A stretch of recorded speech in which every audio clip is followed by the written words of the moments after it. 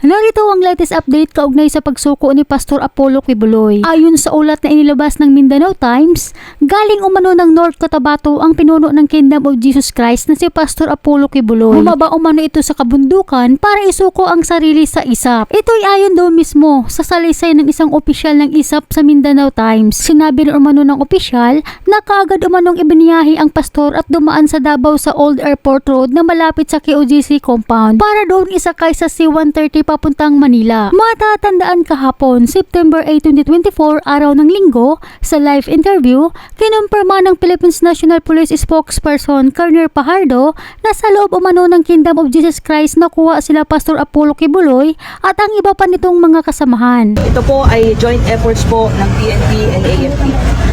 Ang sa loob po ba ng sila sa loob ng Kingdom of Jesus Christ sumuko? Doon po mismo sumuko? Yes po. Opo. Ngunit muli naman nanindigan ang attorney ni Pastor na si Attorney Israelito Turion na wala umano sa loob ng KOJC ang founder ng Kingdom of Jesus Christ na si Pastor Apollo Quiboloy noong nag-umpisa ang takeover sa kanilang compound sa Davao City at hindi umano ito nakita ng mga kapulisan. Ito version lang talaga ito sa katotohanan ha.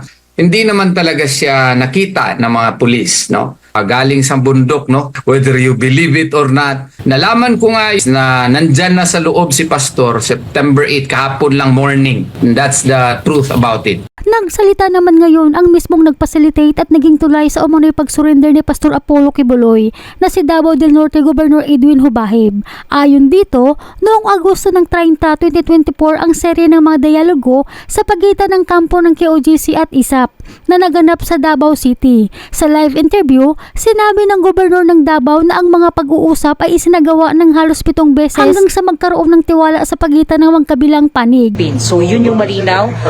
Nakipag-legislate si Attorney Israelito Turion sa Armed Forces of the Philippines at hindi sa Philippine National